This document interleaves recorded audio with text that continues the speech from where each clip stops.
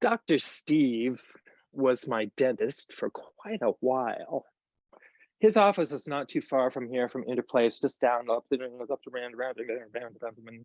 And some of the times when I went to Dr. Steve and I was having work done, he would give me gas, the nitrous oxide or whatever it is, whatever they do, with the little thing they put over your nose and you breathe in, and pretty soon you're very happy and you don't really care what they're doing to your mouth.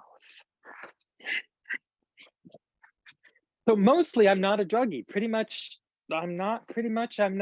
I usually don't, but I'm kind of delighted by the idea that you can go to a doctor and get drugs like that and it's legal.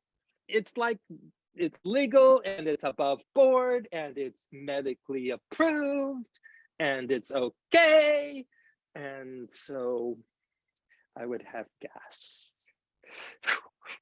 And, of course, when you're on gas, you're having all these interesting insights. At least I was just interested, interesting thoughts happening. This thought and that thought, and this thought and that thought. Whoo, because you're on gas, anybody it's like, whoo.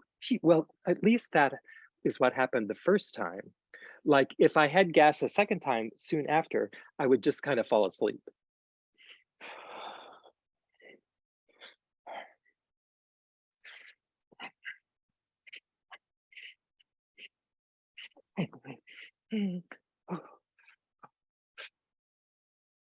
One of the insights that I came to while I was on gas is that you should never believe anything that your body tells you while you're on gas, because you're on gas.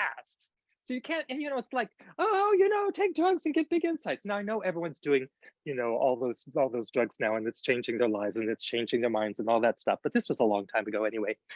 But I just kind of realized, you can't really trust any of this stuff because you're not really in touch with your real body wisdom. I don't know, this is my crazy idea. I wouldn't make everyone believe that, but that was kind of what I believed. And it was interesting to have that insight while I was on gas. Part of the reason I'm telling this story is that I had an Ativan today.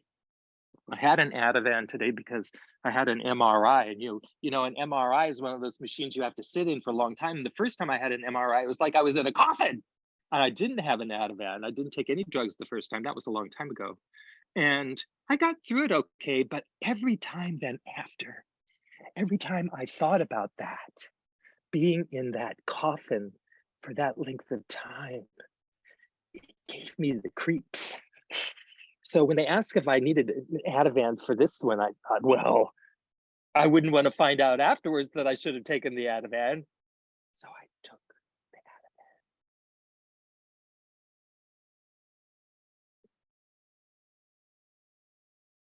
Ativan. And being in the MRI today, it was like being in some kind of weird percussion ensemble right in the middle of it, like you're lying down right in the middle of a weird percussion ensemble. And sometimes it was going boom, boom, boom, boom, boom, and sometimes it's going ding, ding, ding, ding, ding, ding, ding, ding, ding, ding, ding, ding, ding, ding, and sometimes it's going boom, boom, boom. It's like made all different. It wasn't like one different. It was like all different kinds of sounds. It was like being at one, and it was kind of interesting. And I found myself kind of having kind of waking dream sorts of things, and then I got done with that and I came home and I went to the storytelling class, and I couldn't tell whether I was just a little bit tired or just a little bit, on Ativan.